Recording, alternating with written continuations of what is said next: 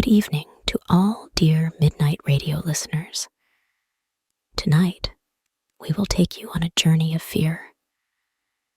Right now, you'll start hearing the sound of light rain in the background. Whether you crawl into bed to listen to these horror stories or grab your headphones and coffee to sit in a comfortable chair and watch us, remember, this is Midnight Radio. Enjoy the chilling tales. Elisabeth Lam's death, Elisabeth Lam, a 21-year-old young woman who lost her life at the Cecil Hotel in Los Angeles, a place known for mysterious deaths over the years. The details of the incident that echoed around the world are quite dark. The last time the young woman was seen was in the lobby of the Cecil Hotel on January 31st, 2013. She was on a dream trip to California, talking to her family every day and sharing posts on Facebook. However, on February 1st, 2013, Elisa did not contact her family, and she seemed to disappear. The police were involved shortly after, and her family came to Los Angeles to search for their daughter. The Los Angeles Police Department released footage in February showing Elisabeth Lam's strange moments in the hotel elevator.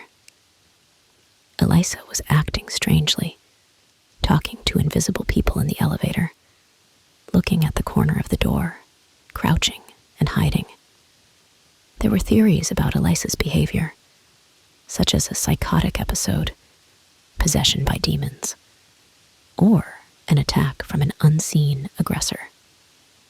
During that time, hotel guests reported issues with the hotel's water supply. Complaints were made about the terrible shower, with water turning black before returning to normal. Moreover, reports mentioned that the taste of the water was strange, sweet, and nauseating. On February 19th, a hotel employee went up to the roof to check the hotel's water tanks. Here, they found Lam's decomposed, naked body close to her personal belongings. However, there is no footage of Elisa leaving the elevator. In other words, she somehow climbed to the roof, entered the water tank, closed the lid, and drowned. Although the tank had a metal latch that could be opened, authorities claimed that access to the roof was secured with alarms and locks. Many also believed that it was impossible for the lid to be closed, especially by a frail woman like Elisa. Who's in the basement? Entering the basement was forbidden.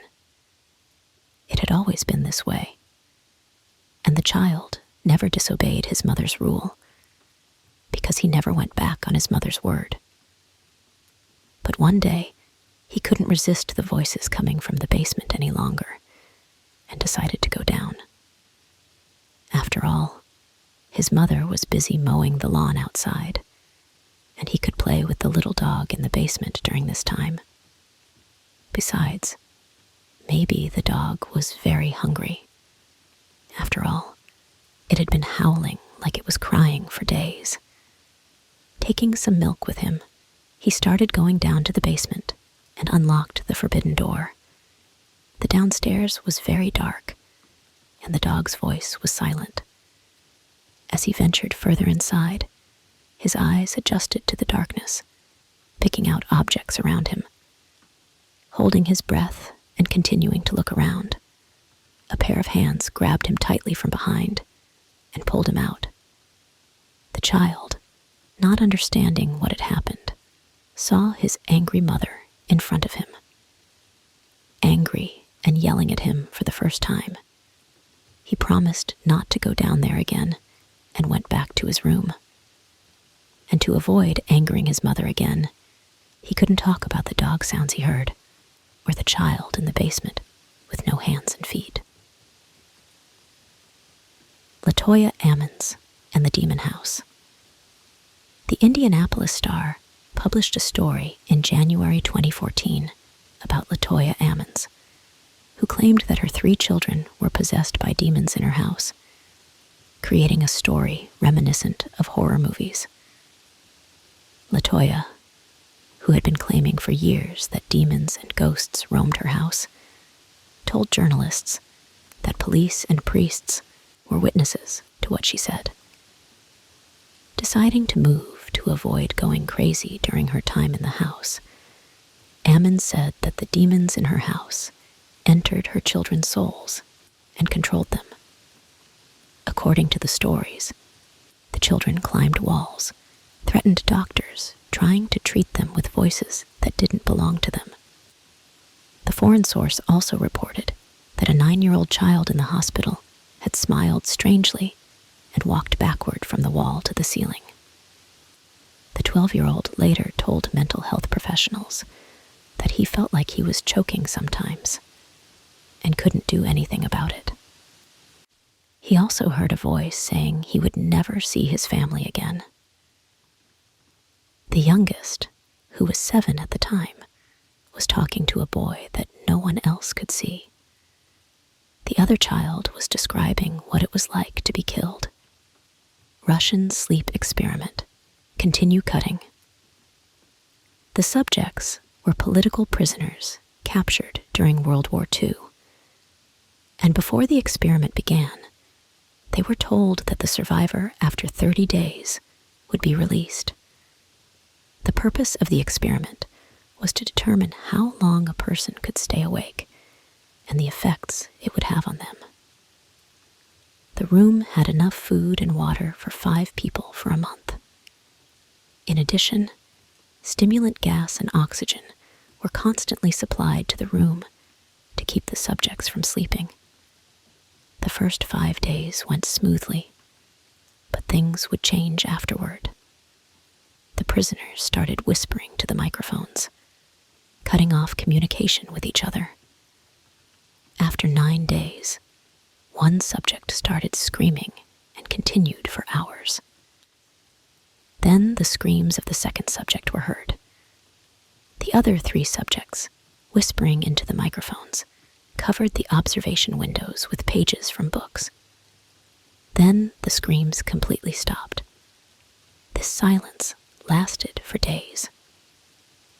When researchers decided to enter the room to see what was happening, they received the response, "We don't want to be free anymore." Officials deciding to end the experiment were faced with a gruesome scene when they entered. One subject had died. The floor was filled with blood. The food had almost not been touched. And the others had essentially lost their humanity. The surviving 3 subjects, with shredded skin, exposed internal organs. In the struggle that followed, as officials tried to bring them out, one of the soldiers and one of the subjects died, and another soldier had his testicles torn off. The remaining 3 subjects were taken to medical centers and attempted to be treated. But they all wanted to stay awake, insisting on more stimulant gas. One of the subjects fell asleep with anesthesia days later and never woke up. Another subject smiled several times during the operation, and one of the nurses heard him say, "Keep cutting," before dying. Despite all that happened, a military official ordered researchers to lock 2 subjects back into the room. And upon giving this order, he was shot by the researcher he had ordered. The researcher, who thought the experiment had long surpassed its purpose, then killed the subjects. But before killing the subject who could still speak, he didn't forget to ask him what had happened. The answer he got, starting with, "Have you forgotten so easily? We are you," was as terrifying as himself. Only red. I was going out of town for a job interview. I had been broke for a long time, and if I got this job, I could get my life back on track. After hours of driving, I entered a motel on the roadside to spend the night. After telling the strange woman at the reception that I needed a room, I took my key and headed towards the stairs. Just then, the woman said, One more thing, sir. There's a room in the hotel, unnumbered and always locked. I suggest you stay away from there.